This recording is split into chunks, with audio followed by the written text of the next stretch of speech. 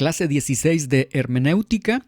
Ya en las clases anteriores nosotros hemos concluido con la división de las figuras retóricas simples, donde estuvimos viendo las figuras de comparación, figuras de dicción, figuras de relación, figuras de contraste y figuras de índole personal. Y en cada una de estas subdivisiones que he mencionado vimos además otra división que se genera dentro de cada una de estas subdivisiones, como fue el símil, la metáfora, el pleonasmo, la hipérbole, la sinécdoque, la metonimia, la ironía, la paradoja, la lítote, el eufemismo, la prosopopeya y el apóstrofe. Muy bien. Entonces, en la clase anterior nosotros concluíamos las figuras retóricas simples. Ahora, recordando un poco, nosotros habíamos analizado cuando comenzamos el estudio de las figuras retóricas y habíamos mencionado que las figuras retóricas se dividen en figuras retóricas simples, que son precisamente figuras retóricas simples las que nosotros hemos estudiado a lo largo de las clases anteriores.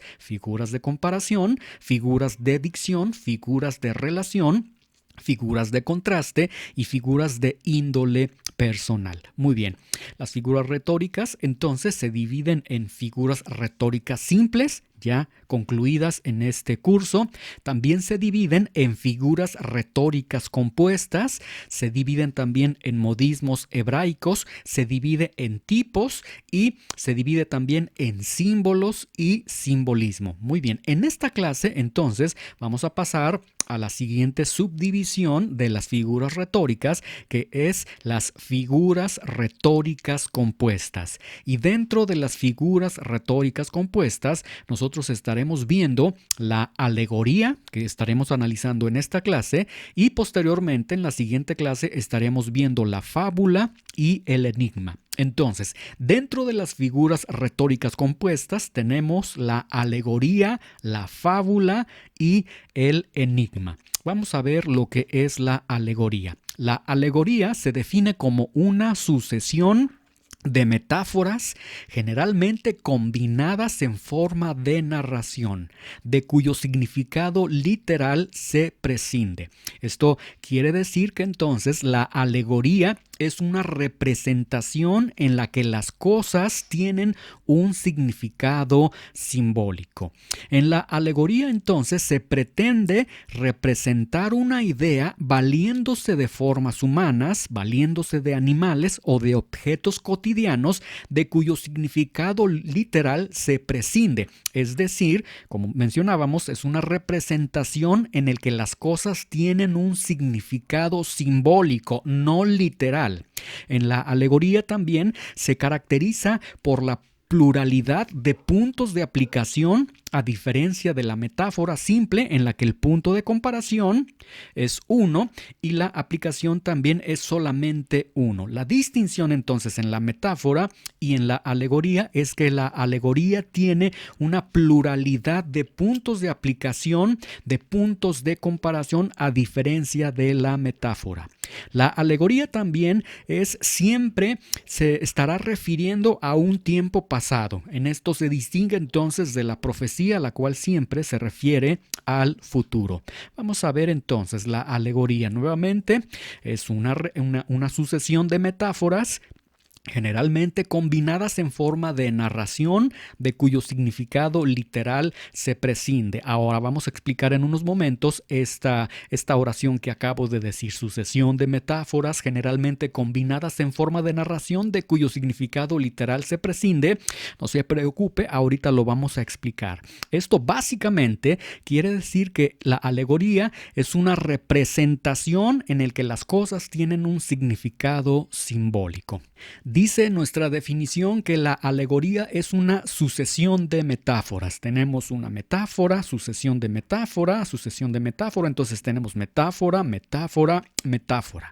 Ahora, ¿qué es una metáfora para poder entender esta sucesión de metáforas? Una metáfora, ya lo habíamos visto nosotros, es una realidad o es un concepto que se expresa por medio de una realidad o concepto diferente con lo que lo representado guarda cierta relación de semejanza. Es decir, una metáfora es una representación que nos aporta un significado simbólico porque se guarda cierta semejanza con aquello a lo que uno se está expresando, pero aquello a lo que nosotros nos estamos dirigiendo no nos dirigimos de manera primaria, sino que utilizamos otros términos para dirigirnos a ello, y en ese sentido está guardando una relación de semejanza con el concepto primario que al que nosotros nos estamos refiriendo. Por ejemplo, Juan capítulo 10, versículo 11, Jesús dice: yo soy el buen pastor. El buen pastor da su vida por las ovejas. Y cuando el Señor está diciendo yo soy el buen pastor, no se está refiriendo a que Él era un pastor literal de ovejas, sino que está presentando una realidad o un concepto que se está expresando por medio de una realidad o concepto diferente. En este caso, el oficio, el trabajo del pastor de manera literal, con lo que lo representado guarda cierta relación de semejanza. Entonces, cuando el Señor dice yo soy el buen pastor, la semejanza, las características propias de un pastor real, las tiene el Señor, se hace esta relación de semejanza, y entonces el Señor, en vez de decir yo soy quien guarda de sus almas, de sus vidas, etcétera, lo está haciendo a través de una metáfora. Yo soy el buen pastor, una realidad o concepto que se expresa por medio de una realidad o concepto diferente, con lo que lo representado guarda cierta relación de semejanza. Muy bien, entonces la alegoría es una sucesión de metáforas generalmente combinadas en forma de narración. Esta sucesión de metáforas entonces se van a combinar a manera o en forma de narración. ¿Qué es una narración? Una narración es un relato de hechos reales o imaginarios que suceden a lo largo de un tiempo determinado. Una narración, entonces, para que usted pueda entender, una narración contiene circunstancias de modo, de tiempo, de lugar, un relato de hechos reales o imaginarios que suceden a lo largo de un tiempo determinado, en algún lugar determinado, de una manera determinada, etcétera, ¿sí? Entonces, esta sucesión de metáforas generalmente combinadas en forma de narración, de cuyo significado literal se prescinde, es decir, se presenta de una manera, no se dice de manera literal, se prescinde el significado literal, se hace esta comparación, y tenemos entonces que la alegoría es una representación entonces en la que las cosas tienen un significado simbólico.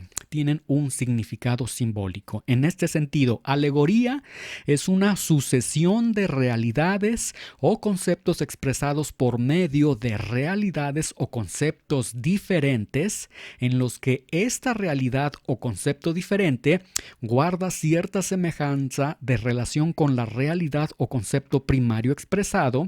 Esta presentación de realidades o conceptos se presenta a manera de narración, es decir, bajo un tiempo, lugar y forma. Muy bien, no se preocupe si lo que acabo yo de expresarle le parece un tanto difícil, complicado de entenderlo. Yo sé que usted estará procesando esta información, esta definición, y estará entendiendo que la alegoría no es otra cosa más que una representación en que las cosas tienen un significado simbólico. Pero, a diferencia de la metáfora, la alegoría se presenta con el modelo o con la forma de una narración, es decir, se presenta bajo un tiempo, lugar y forma. Muy bien, vamos a leer este texto que tenemos nosotros aquí para que pueda ver usted que esto se trata de una alegoría. Dice lo siguiente: Señor, mientras caminaba por tu senda, vi a lo lejos un monte muy alto y sabía que era el lugar de tu presencia. Entonces corrí con todas mis fuerzas para subirlo, pero cuando estuve frente a él, supe que no podría escalarlo. A mi lado había muchos hombres y mujeres que miraban hacia la cima y que, al igual que yo, dudaban en subir. Unos miraban a cada lado intentando hallar otro camino, otros retrocedían. Yo simplemente caí de rodillas y esperé. No quería irme, pues sabía que muchos lo habían subido y el gozo que reflejaban era incomparable. Yo quería estar allí para poder verte y saber que eres real. A mi lado se paró alguien resplandeciente. Su nombre es el Fuerte y Poderoso. Me extendió la mano y me despojó de mis vestidos de maldad. Me revistió con una suave túnica de santidad, que era tan blanca que no quería ensuciar con las rocas de pecado del monte. Luego me puso un arnés que sujetó fuertemente con las correas y hebillas de oro. Me dijo que era la seguridad de mi salvación, que aunque a veces resbalara, no caería jamás.